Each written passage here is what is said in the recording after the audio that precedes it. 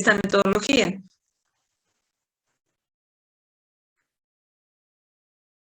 Kimberly,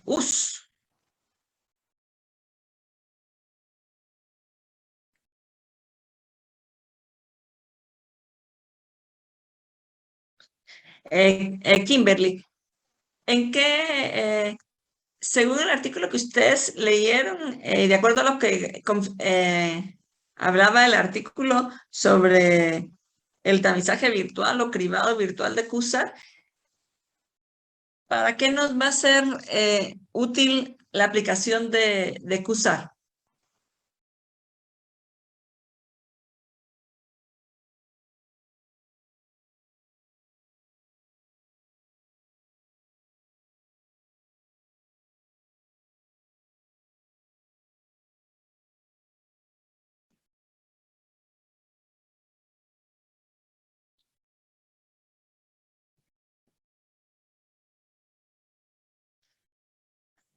Vamos a esperar que nos conteste Kimberly.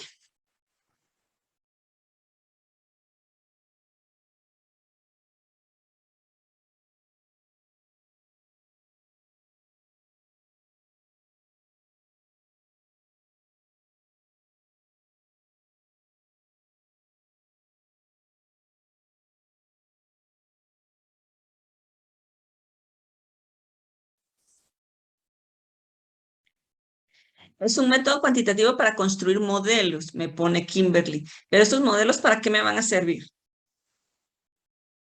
Modelos matemáticos, sí, es eh, una relación cuantitativa. ¿Y eso para qué me sirve? ¿Por qué lo estamos viendo nosotros? ¿Para qué lo estamos estudiando?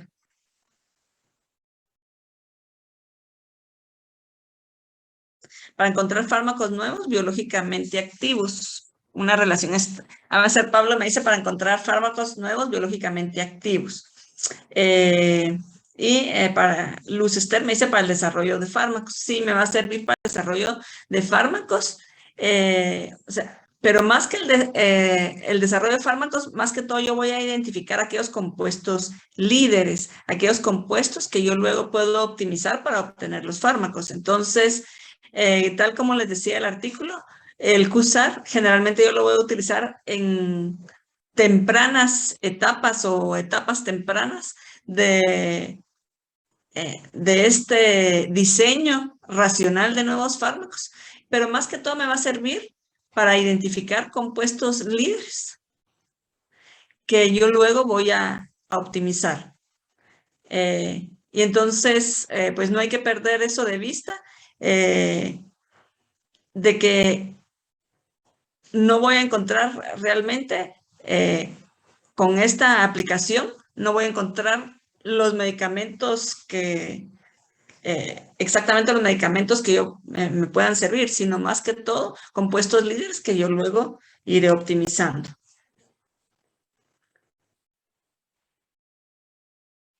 Entonces, el objetivo general va a ser encontrar parámetros a partir de la experimentación o la teoría. Y estos parámetros, que como me decía Kimberly, un modelo matemático, al ser sustituidas en una de las muchas formas de la ecuación, a la par de la actividad biológica de una serie de moléculas, me dan una correlación estadísticamente significativa. Entonces, yo realmente, la QSAR me va a relacionar, como dice aquí, la estructura molecular de los diferentes compuestos y yo voy a evaluar la posibilidad de ese efecto biológico. Como yo lo estoy haciendo en una computadora, pues definitivamente no me va a ser posible saber que si el compuesto tiene la acción o no la acción, porque no lo estoy probando en un organismo vivo, pero sí yo puedo predecir qué factibilidad tiene de que ese compuesto me pueda servir de acuerdo a los resultados que yo tengo. Entonces, para eso me sirve QSAR. Y entonces, el objetivo de esta técnica es correlacionar cuantitativamente la relación que se da entre los cambios químicos y los respectivos objetivos biológicos. Y así yo voy a comprender qué propiedades químicas de la molécula que yo estoy estudiando son determinantes para que tengan una actividad biológica.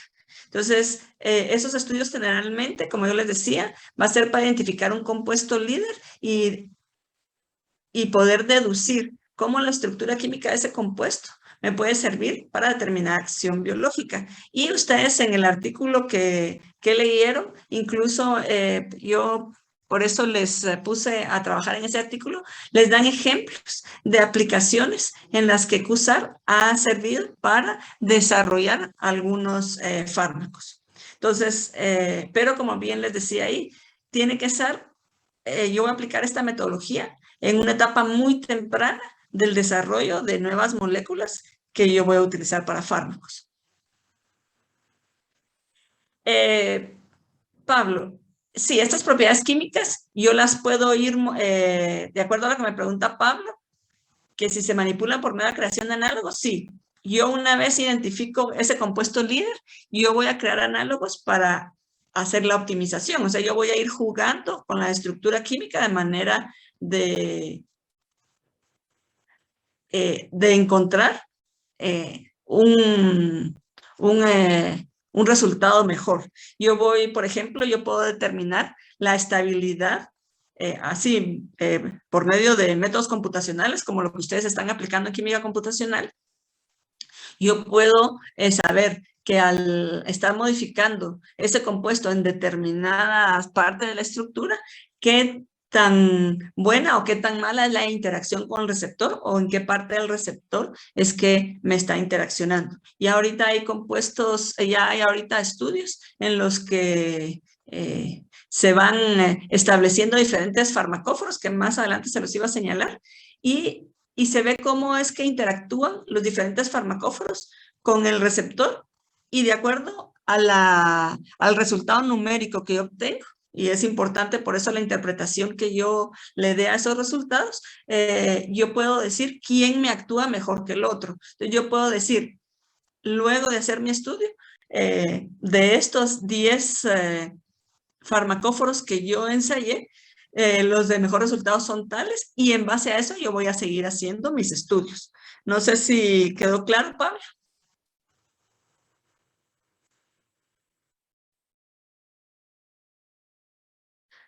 Ok.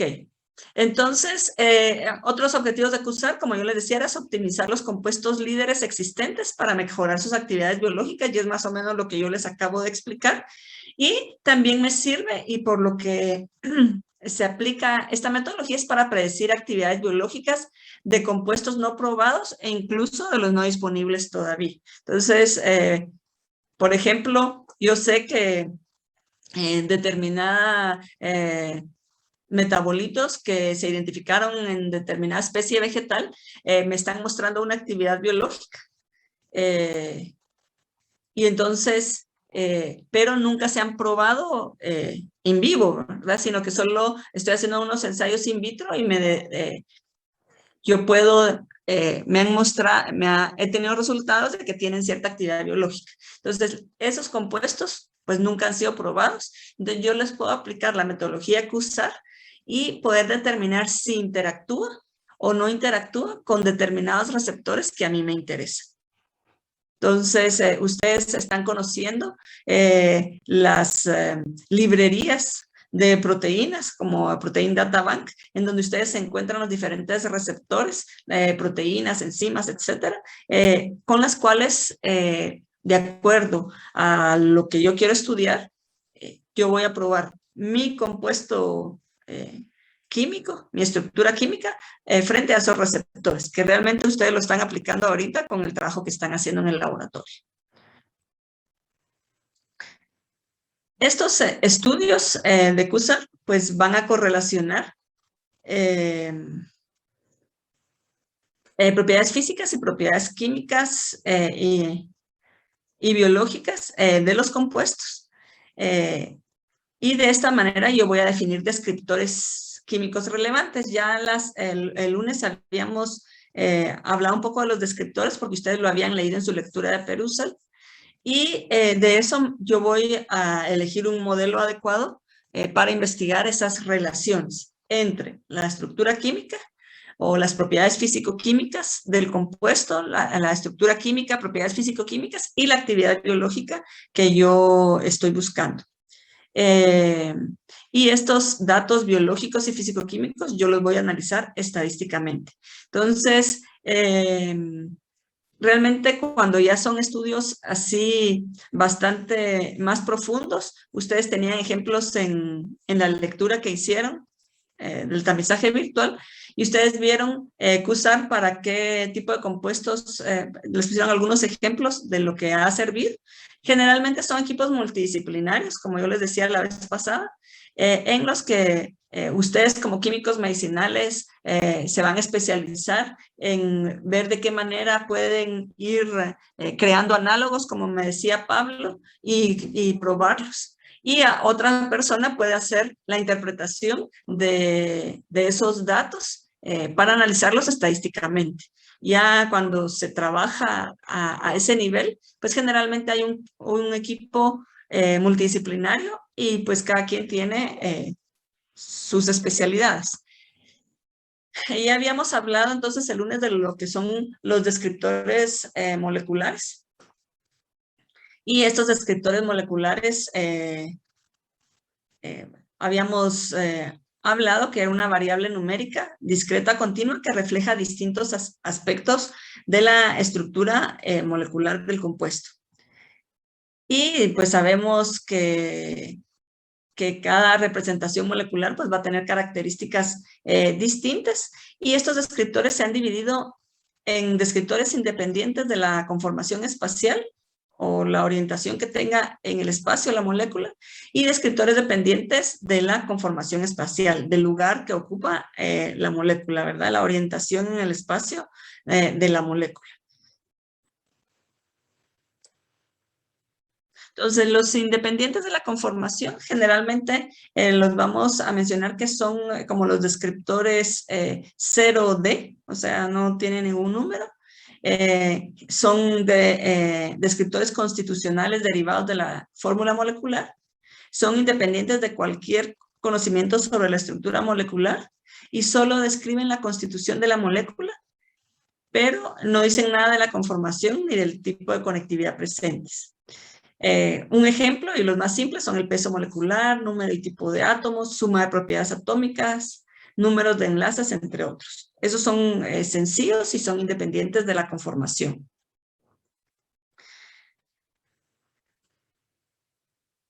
Los descriptores 1D van a describir fragmentos de las moléculas constituidos por el agrupamiento de átomos constituyentes, o sea que me va a dar una lista de fragmentos estructurales de la molécula y no requieren conocimiento completo de la estructura.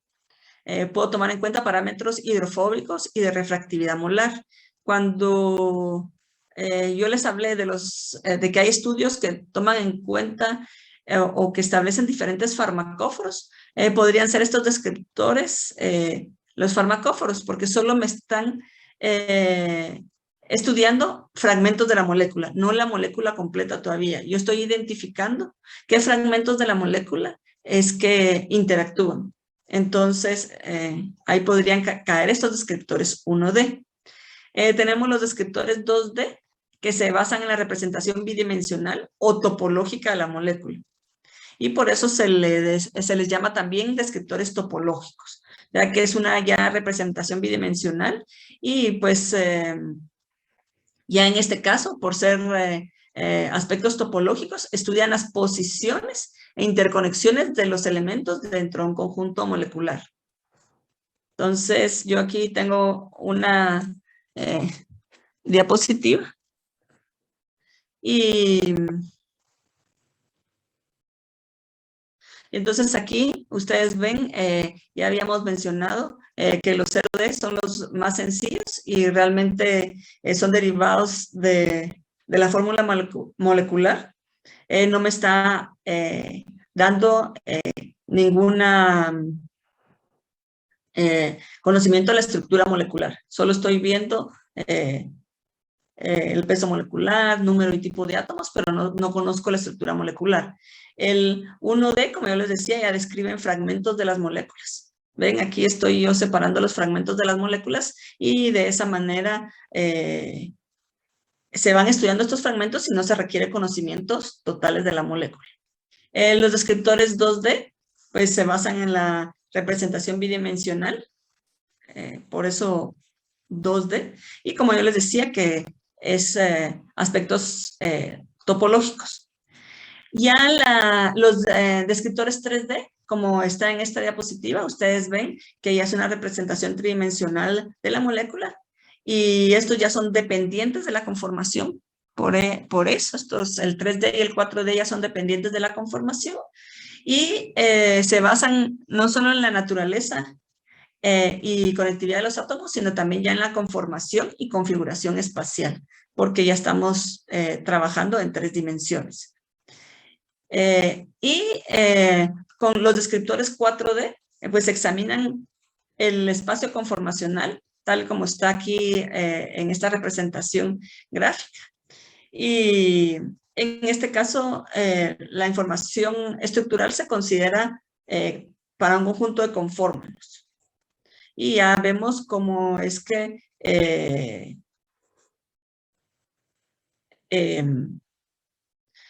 estamos trabajando ya con el espacio que ocupa esa molécula y sus relaciones con ese espacio. Entonces, si ustedes ven esta clasificación de los descriptores, mientras vamos aumentando, pues se va haciendo un poco más complejo la forma en que nosotros vamos a aplicar la metodología. Sí, ¿qué son los parámetros que vamos a tomar en cuenta?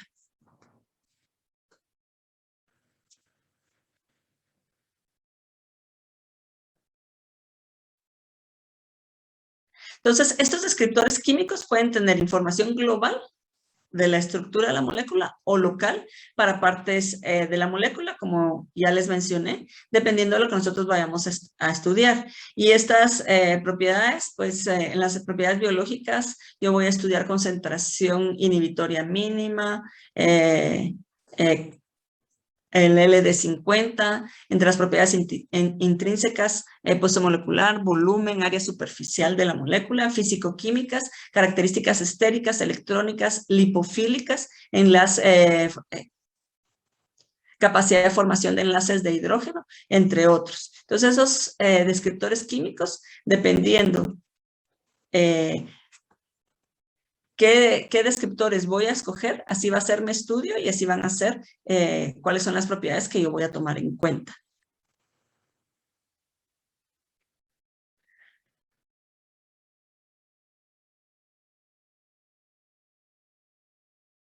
Helen Siguantay.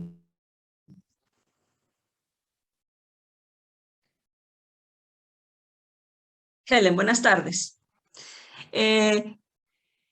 En el artículo que ustedes leyeron, hablaba pues de alguna de las características de estos modelos CUSA, pero también les decían que pues en algunos casos puede fallar, que tampoco son así como que perfectos.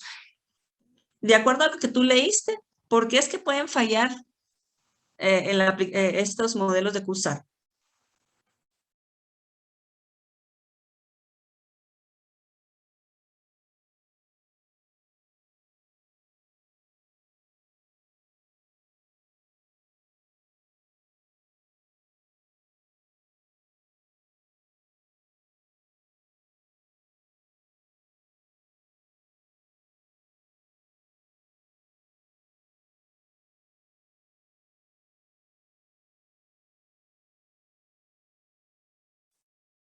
Vamos a ver qué me contesta Helen.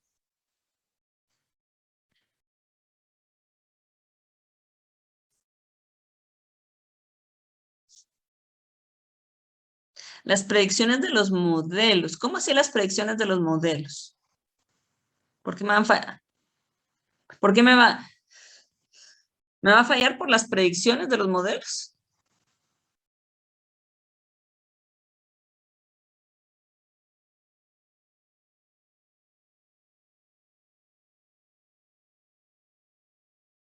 José Barrientos.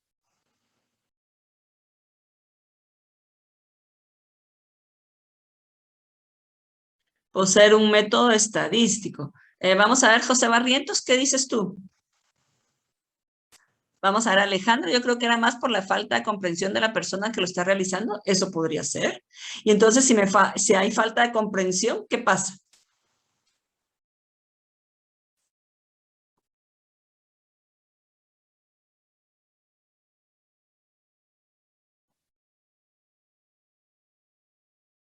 No se realiza un buen análisis de resultados, esa es una, no se realiza un buen análisis, no se analizan de manera adecuada los datos, o sea, va más o menos relacionada. Vamos a ver, Fátima me dice, los parámetros utilizados en el método estadístico no suelen ser correctos, desconocimiento y por ende pérdida de información. Eso es cuando yo lo estoy aplicando. Pero acuérdense que, ¿qué les decía yo? Yo, dependiendo de las características que yo quiero estudiar, ¿a qué nivel? Por sobreajuste de parámetros, sí, está bien, Evelyn, que eso también lo tenían ustedes en la lectura del día anterior, ese sobreajuste de parámetros. Y sobre todo, el establecer qué modelo es el que voy a estudiar, qué descriptores es que yo voy a escoger, qué es lo que yo quiero hacer. Y de acuerdo a lo que yo quiero hacer, yo tengo que aplicar la metodología. Entonces, si yo no, es cierto, como dicen aquí, Alejandro, si yo no conozco, puedo realmente tener muchos fallones en la aplicación del método, pero sobre todo yo tengo que, de acuerdo a que lo que yo les había enseñado anteriormente, yo tengo que saber, por ejemplo, que de acuerdo a lo que yo quiero estudiar, qué parámetros es que yo voy a escoger, qué variables yo voy a establecer para para tener los resultados de acuerdo a lo que yo me propongo. Entonces, aunque QSAR es un método matemático, aunque existe una ecuación que me va a relacionar esos aspectos, yo tengo que establecer exactamente qué es lo que yo quiero conocer, qué es lo que yo voy a estudiar para poder aplicar el método y tomar en cuenta las variables. Entonces, como les decía el artículo, puede fallar desde el momento en que yo no voy a diseñar adecuadamente eh, el modelo a aplicar. Entonces, es cierto, si yo no lo diseño, y como yo les decía, las computadoras me pueden trabajar un montón de compuestos, pero si yo les doy mal la información, yo no establezco realmente las variables que yo quiero estudiar, los resultados que yo obtenga puede ser que no me sean tan correctos como para predecir la actividad del compuesto. Entonces, yo tengo que conocer, es cierto,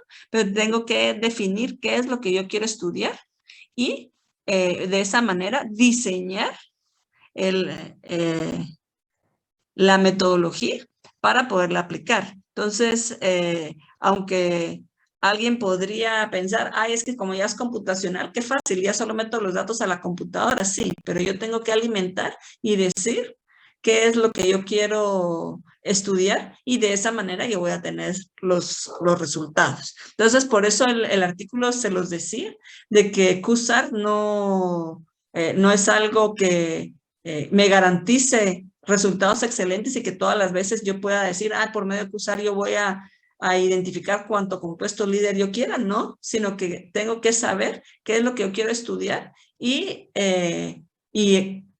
y además de aplicar esa metodología, luego es, como ustedes decían, interpretar esos resultados, aplicar la estadística y poder interpretar los resultados. Entonces, pues es importante y se los recalco porque ustedes ya lo leyeron en la lectura. Los principios de QSAR, como les había mencionado el lunes, fueron establecidos, perdón, por Hansch y su equipo. Este señor Hansch, ustedes si en algún momento les interesa mucho más esta metodología y cuando ustedes busquen bibliografía, pues en muchas cosas les van a mencionar y por eso es que yo se los menciono. Y fue más o menos alrededor de 1969 que salieron los estudios de Hansch. Entonces se fundamenta en el planteamiento de una ecuación matemática que permite relacionar la actividad biológica con parámetros moleculares, como es el logaritmo de partición, factores estéricos, refractividad molar, que ya vimos que ellos están incluidos entre los diferentes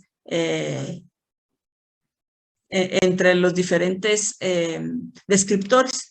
Entonces, Hansch tenía la opinión que compuestos similares se van a comportar de manera similar. Entonces, si yo encontraba una ecuación matemática que me pudiera relacionar esa actividad, yo podía ir haciendo mis cambios en la estructura y de esa manera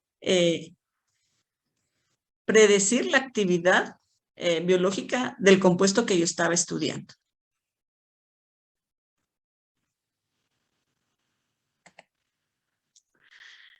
Entonces, Hansch propuso que la acción de los fármacos puede ser dividida en dos etapas. El transporte del fármaco a su lugar de acción, que ya vimos la importancia cuando estudiamos farmacocinética. Entonces, vean cómo es que seguimos aplicando los conocimientos. Y la unión del fármaco en el blanco terapéutico. Ahí estamos hablando de lo que es farmacodinámica. Entonces, cada una de estas etapas dependen de las propiedades físico-químicas del fármaco y de la diana biológica. O sea, tengo que conocer las características de mi molécula y las características del receptor, que ya se los he venido diciendo a lo largo de esta clase, y determinó una ecuación matemática.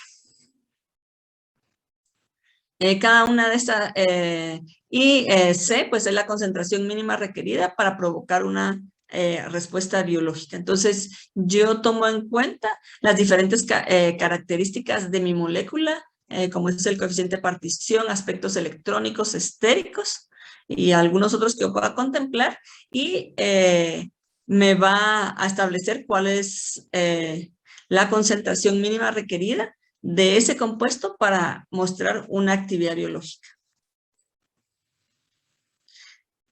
Sin embargo, como todo, y miren desde qué tiempo es que Hansch propuso ese modelo matemático, tiene algunas limitaciones, y una de ellas es que se requiere un gran número de compuestos de estudiar para poder llegar a una conclusión. Es una técnica de optimización del líder, no descubrimiento, que era lo que yo les mencionaba, y no se puede estudiar las interacciones fármaco-receptor.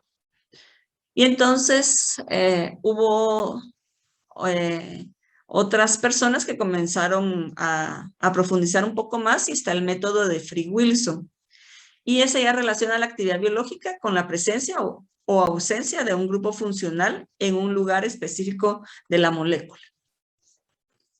Es el único método numérico que relaciona directamente características estructurales con las propiedades biológicas, en contraste con el análisis de Hansch, que correlaciona propiedades físico-químicas. Entonces, son características estructurales con las propiedades biológicas, y Hansch eran propiedades físico-químicas de esa estructura molecular. ¿Sí, Hans? Disculpe, ¿podría regresar al Sí. anterior? Ajá. Por ejemplo, ahí el método de Free-Wilson sería considerado también como CUSAR, o ya es como otra clasificación. No, también es CUSAR. También. Solo Ya. también. O sea, estos métodos son métodos que se aplican cuando yo voy a hacer un estudio CUSAR. Ya. O sea, tanto Entonces, para descubrimiento como para optimizar. exactamente. Ok. Exactamente. Gracias. Lo que, digamos, con Hansch, yo estoy tomando en cuenta estos propiedades físico-químicas, y me va a dar una concentración mínima de la actividad biológica. Y en el caso de Free-Wilson me va a ver aspectos estructurales con respecto a estas propiedades biológicas. O sea, qué cambios yo voy a hacer y qué sustituyentes yo voy a tener para obtener la actividad biológica que estoy buscando. Pero entonces ahí en este Free-Wilson, pues también estableció una ecuación que dice que la actividad biológica va a tomar en cuenta la media general más la contribución en la actividad de los sustituyentes con el número de sustituyentes en esa posición. Entonces ustedes ven, aquí están viendo más lo que es la estructura del compuesto. Y pues es otra ecuación que se comenzó a utilizar, aunque la que más se conoce y más impacto tuvo por el momento en que se determinó fue la de Hansch. Entonces vino este señor Kubinyi y entonces él dijo, las dos pues tienen algunas ventajas y algunas desventajas y entonces las vamos a unir para determinar la concentración que yo requiero, de la concentración mínima que yo requiero de un compuesto que tenga una actividad biológica tomando aspectos estructurales y aspectos físico-químicos, o sea, parámetros físico-químicos. Estos aquí están tomando los parámetros físico-químicos de la ecuación de Hansch. En este caso, podemos decir que tiene, pues ya está correlacionando esos dos aspectos. Y solo el método de Free-Wilson, pues es simple, rápido y barato. Y no requiere algunas constantes que se requerían con la de Hansch. Es un método de alta eficiencia.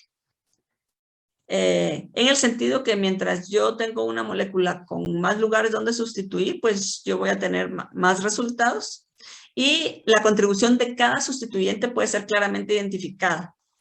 Yo puedo ir jugando, como me decían, con los diferentes análogos y puedo ir determinando la contribución que tiene cada sustituyente. Una desventaja, se tienen que hacer un montón de análogos y si la estructura pues, es muy grande, pues se necesita un gran número de análogos para representar cada sustituyente diferente y cada posición del sustituyente. Entonces, diríamos, me da mucho trabajo, pero como yo les decía, depende de lo que yo quiera estudiar. Y a veces es difícil racionalizar porque algunos sustituyentes son buenos o malos para la actividad.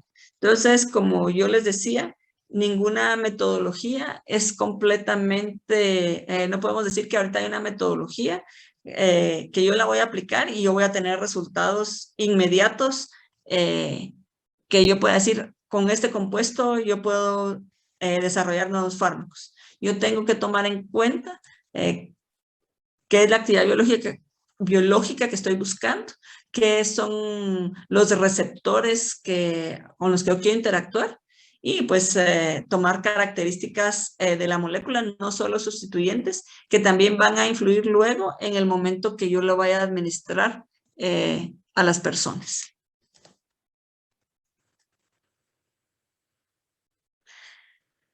Y una metodología un método que yo voy a aplicar es el comparar el análisis del campo molecular del compuesto para que me ayude a predecir pues esa actividad biológica.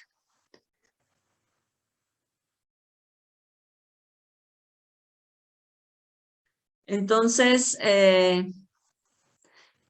Nereida, ¿esto lo hace en este semestre o hasta el próximo en química computacional? Este semestre, cabal, mañana no. El lunes. Es como yo mañana hago mis pruebas de todo. El lunes, cabal, vamos a, si el tiempo no lo permite, ellos van avanzando con nosotros, vamos a trabajar esto, cabal, la determinación de la caja y los puntos para el docking completamente, cabal, el acoplamiento. El acoplamiento molecular. Entonces, el CONFA es una metodología que se utiliza para predecir la actividad biológica del compuesto, basándome en propiedades moleculares. Estos valores de potencial de interacción molecular, que son estos PIM, para distintas sondas, son calculados en una red dimensional definida alrededor de todos los compuestos estudiados. Entonces, ustedes van a ir colocando su compuesto dentro de esta matriz y de ellos van a ir calculando en los diferentes puntos de una red tridimensional. Para ello, pues se aplica un análisis estadístico multivariante, generalmente el de mínimos cuadrados, sobre los datos que se van obteniendo en esta matriz. Entonces, ya alguien en la lectura de que tenían que hacer para el lunes, me habló de este método y de otro. Creo que fue Gabriela Rack, creo yo. Gabriela, ¿te recuerdas si fuiste tú? No, no me acuerdo. ¿No te acuerdas? Ahorita no tengo la lectura abierta, pero sí lo leí. Pensé que eras tú, no me acuerdo quién, pero me habló de Confa y de COMSIA, que es otro método.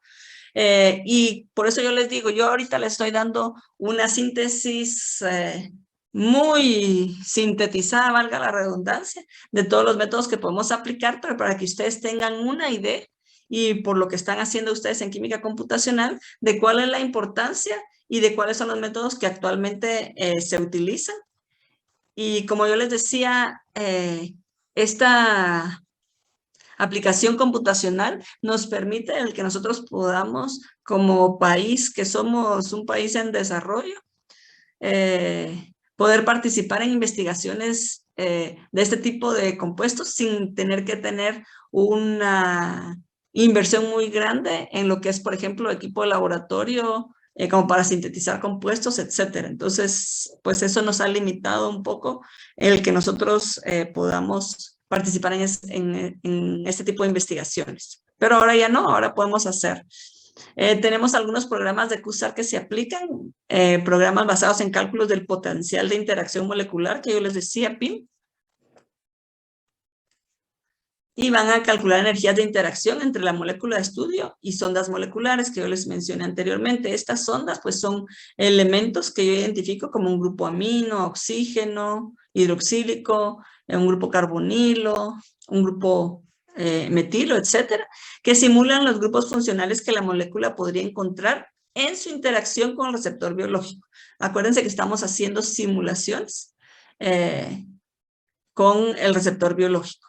Y entonces cada una de estas sondas informa sobre las posibilidades de interacción, cómo es que va a interactuar con el receptor y las distintas contribuciones. Aquellas zonas que me salen con un PIM negativo frente a una determinada sonda indican posibles interacciones favorables con grupos funcionales similares en el entorno biológico. Entonces, pues yo voy a tener diferentes resultados y cuando yo tenga zonas con PIM negativo, eso no quiere decir que es malo, sino al contrario, posibles interacciones favorables con grupos funcionales similares en el entorno biológico. Entonces, pues vamos a obtener un montón de datos y de esos datos pues los tenemos que ir interpretando e identificando cuáles son importantes en el momento que yo quiera identificar un posible candidato a fármaco. También tenemos análisis de regresión lineal múltiple. Es un método computarizado también que correlaciona la actividad biológica con propiedades físico-químicas. Y este método revisa el impacto de cada variable sobre la actividad biológica. Acuérdense que yo ya les mencioné ya en varias oportunidades cuál es la importancia también de estas propiedades físico-químicas en el momento que yo vaya a administrar el medicamento a una persona. Creo que ya pues se los he repetido bastante. Análisis de componente principal. Es un método también computarizado, estamos viendo aquí, un poco superior al anterior. Y este método correlaciona todas las propiedades físico-químicas con la actividad biológica. Por eso es que tiene ventajas sobre el anterior, porque el anterior tiene un límite de propiedades físico-químicas que me correlaciona y en este caso me correlaciona todas las propiedades físico-químicas del compuesto con la actividad biológica. Yo les decía que se aplicaba los mínimos, la técnica de mínimos cuadrados. Es una modificación del análisis de componente principal, donde las variables son también extraídas a un nuevo componente para maximizar la correlación con el componente extraído. tiene la ventaja adicional de modelar múltiples parámetros dependientes. Y para los que les guste la estadística de las matemáticas, pues esta aplicación de QSAR es bien bonita. El que no le gusta matemáticas, entonces sí, tal vez ve que mucha ecuación matemática, no muy que, pero es muy interesante. ¿Y cuáles son las recomendaciones para seleccionar y validar modelos QSAR? Que era lo que yo les decía, porque es que pueden fallar de acuerdo a lo que les decía su artículo. Es una selección cuidadosa de las variables independientes, una significancia de las variables, cuáles son los parámetros estadísticos que yo voy a definir para que esas variables tengan una significancia, un mínimo número de compuestos por variable. Entonces, si yo tengo muy poquitos compuestos, puede ser que realmente no me sirva para predecir porque no tome en cuenta una cantidad suficiente de compuestos. Y es importante que el modelo se corrobore con data biofísica conocida. Entonces, yo necesito que el modelo pueda corroborarse con estos datos. Y generalmente ustedes van a encontrar, ahorita encuentran muchos estudios y artículos y mencionan mucho QSAR 3D, es uno de los que más se oye. Sin embargo, ya hay diferentes metodologías basadas en la representación estructural o por la forma en que los valores de los descriptores son derivados. Entonces, ya vimos qué son los descriptores y dependiendo de esa complejidad, pues tenemos que usar de 1D a 6D y va a depender de cuáles son las actividades que va a correlacionar. Entonces, esto podría aumentar si yo considero mucho más actividades que voy a correlacionar. Entonces, usted se puede encontrar hasta QSAR 6D, en el que va a permitir la consideración simultánea de diferentes modelos de solvatación, además de todos los demás propiedades de los compuestos que se van a considerar como propiedades moleculares, pKa, conectividad, por darle entrada a alguien, ya estoy cambiando de diapositiva. Y tenemos, pues, cada vez se ha ido profundizando más en estas metodologías. Y ustedes también van a hacer lo que es el acoplamiento molecular, que se conoce también, pues se conoce en inglés como docking, que es acoplamiento molecular. Y yo voy a cuantificar la interacción entre el fármaco y el receptor, empleando cálculos de energía de interacción. Entonces, también es un modelo matemático y me va, al hacer mi acoplamiento molecular, yo voy a tener una serie de resultados que yo tengo que definir cuál es el compuesto que me interactúa de mejor manera con mi receptor. Eso también lo van a hacer ustedes en el laboratorio. Se calcula la energía de interacción con el receptor, se selecciona aquella conformación que presenta el menor valor de energía cuando interacciona. Y era lo que yo les estaba mencionando. Por ejemplo, yo tengo mi receptor y tengo identificados cuáles son los puntos del receptor que son importantes. Yo tengo mi molécula y yo tengo ya mi farmacóforo establecido. Y entonces los farmacóforos, así como yo les decía, que ya hay estudios en los que determinan diferentes farmacóforos y los van ensayando con el receptor. Entonces yo sé, por ejemplo, que yo tengo un farmacóforo que me va a interactuar de esta manera, pero otro me interactúa de esta forma y yo tengo que determinar cuál es el que me va a mostrar mejor actividad biológica. Y de esa manera, pues yo voy determinando de qué manera es que yo debo diseñar mi compuesto. Entonces, esto me permite la computación o estas tecnologías computacionales me permiten hacer estos juegos que diríamos que son como un poquito como de rompecabezas. Y entonces este acoplamiento molecular va a guiar los estudios QSAR, yo voy a determinar las estructuras ligando receptor, como ustedes ven esta, y voy a estudiar las energías de unión. Ya les dije que las de menor energía de unión es que es mejor esa interacción. Entonces yo tengo que definir los puntos clave de interacción, como les mencioné en el dibujito anterior. Tengo que establecer las distancias, calcular la matriz de transformación para la orientación, anclar la molécula, que ustedes es lo que van a hacer en química computacional, determinar el ajuste y determinar cuál de los que yo pruebo me interactúa de mejor manera.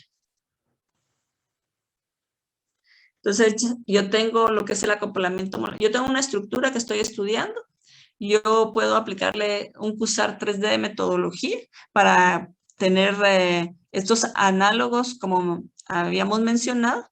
Yo les aplico el acoplamiento molecular y veo cuál es el que me interactúa de mejor manera, y también puedo hacer simulaciones de dinámicas moleculares, de manera de ver de qué manera es que se acopla mi compuesto.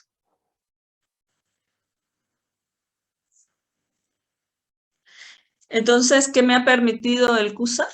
Entender el efecto de la estructura sobre la actividad biológica, que se los he mencionado más de una vez, hacer las predicciones y para dirigir la síntesis de análogos nuevos.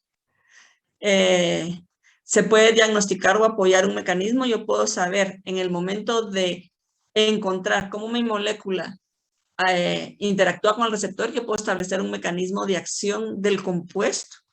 Yo sé que hay compuestos que tienen una actividad biológica, pero no sé con qué receptor es que interactúa. Yo puedo hacer estos estudios, determinar al probar diferentes receptores con qué receptores es que interactúa, y así apoyo un mecanismo de acción. ¿Ven que es bien bonito? Si se encuentra una buena ecuación o modelo, se puede usar para predecir otras moléculas con mayor actividad, que era lo que yo les decía. Por eso es tan importante el encontrar esa buena ecuación o modelo. Y los resultados pueden ayudar para comprender la interacción entre grupos funcionales de las moléculas que presentan mayor actividad con aquellas del receptor o del blanco terapéutico. ¿Cuál es la desventaja? Que ya les había preguntado. Una correlación falsa puede obtenerse porque los datos biológicos pueden estar sujetos a errores experimentales. Entonces, si yo no tengo bien mis datos, pues puedo tener una correlación falsa. Si los datos que se ensayan no son muchos, que era lo que yo les decía, puede ser que no se obtenga realmente una adecuada ecuación que refleje la actividad, y por lo tanto no se va a predecir confiablemente cuáles son los compuestos de mayor actividad. Y existen muchas aplicaciones exitosas, y en el artículo que ustedes leyeron, vieron y les mostraron algunas aplicaciones exitosas, pero no se puede decir que en todos los casos QSAR me va a servir. Hay que estar, como me decía Evelyn, atentos a los problemas de sobreajuste. O sea, qué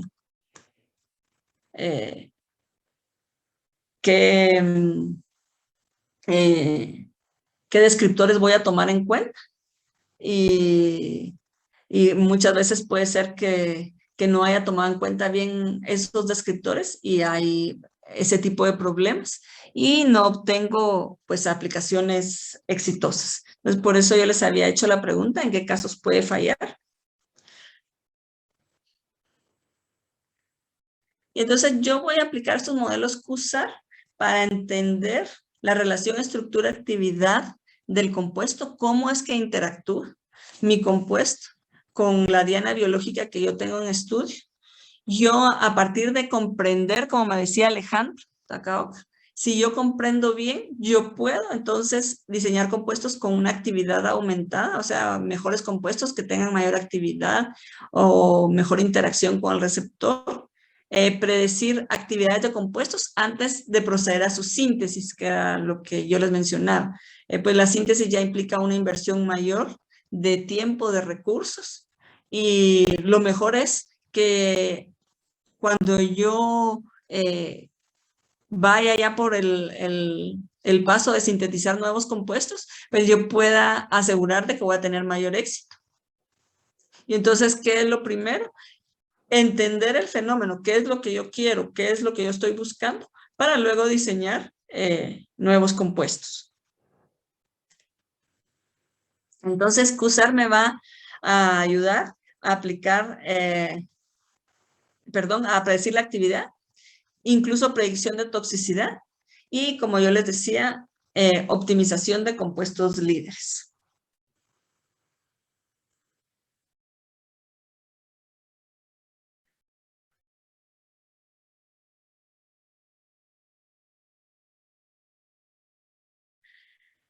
Y tenemos entre las evaluaciones que nosotros hacemos para poder desarrollar nuevos fármacos, está la regla de los 5 de Lipinski.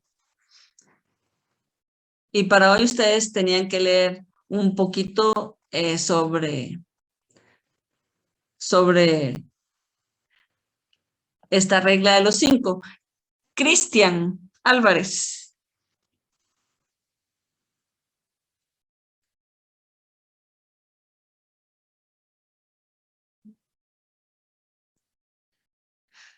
Cristian, ¿anda por ahí? Sí, ya apareció. Buenas tardes, Cristian. A ver, ¿qué de lo que tenían que leer para hoy? No sé si te quedó claro qué es la regla de los 5 de Lipinski.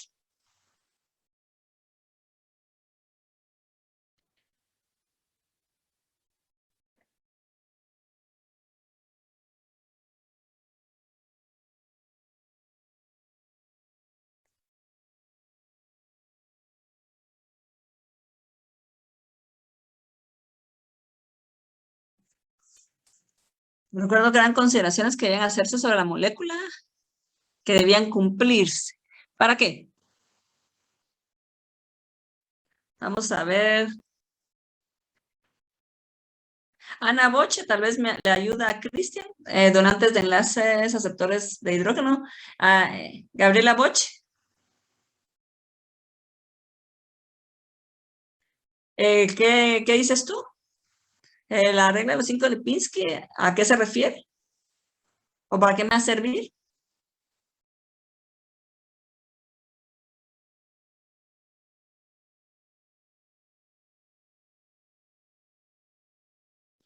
Ayuda para terminar la actividad oral, si no estoy mal, sí. Ajá. ¿Sí está bien, Cristian? Ana, ¿qué me puedes decir? Si establece ciertos parámetros que las moléculas deberían cumplir para que tenga un buen resultado. Ajá, y Alejandra Castillo, para que se pueda suministrar un medicamento de forma oral. Muchas gracias, Alejandra, sí. La regla de los 5 de Lipinski realmente es una regla completamente empírica. Como dice su nombre, un señor de apellido Lipinski que trabajaba en Pfizer, y dio esta forma de evaluar cualitativamente cómo podía determinarse si un compuesto químico que yo estaba ensayando podría asegurarse que tuviera cierta acción farmacológica o actividad biológica cuando era ingerido. Entonces, al estar evaluando los compuestos, realmente esta regla de Lipinski describe algunas propiedades moleculares que tienen importancia en la farmacocinética del compuesto cuando se administra en forma oral. Entonces, ven, seguimos aplicando lo que ya habíamos visto. Y entonces, cuando ya vimos la formación de análogos, cuál es la importancia de ciertos grupos, de ciertas formas de poder crear análogos. Ya vimos que hay técnicas cuantitativas que me ayudan a desarrollar, a identificar compuestos líderes para poder desarrollar fármacos. Y esta regla de los 5 Lipinski, que tuvo bastante impacto, aunque pues ya se han hecho algunas modificaciones, porque él la sacó más o menos en 1997, salió la regla de los 5 Lipinski. Me ayuda a evaluar cualitativamente si ese compuesto que yo estoy trabajando va a ser activo cuando yo lo administre en forma oral. ¿Y cuál es, según esta regla, algunos parámetros que debería cumplir? Por lo menos 2 de estos es que el compuesto sea de un peso molecular por debajo de 500, un coeficiente de partición calculado por debajo de 5, o sea que el compuesto tenga alta lipofilicidad, y ya vimos cuál es la importancia de que un compuesto tenga alta lipofilicidad, que no tenga más de 5 grupos dadores de enlaces de hidrógeno y que no tenga más de 10 grupos aceptores de enlaces de hidrógeno. Entonces, esta regla se ha vuelto importante para el desarrollo de nuevos fármacos a partir de compuestos que ya han demostrado ciertas propiedades farmacológicas. No me va a asegurar, no me van a confundir, esto me está asegurando que va a cumplir ciertos parámetros para que importantes en la farmacocinética del compuesto. No me está diciendo que el compuesto sí tiene actividad biológica o no tiene actividad biológica, sino más que todo si va a ser activo cuando por vía oral y que cumpla ciertos parámetros que cumplan con la farmacocinética deseada. Entonces,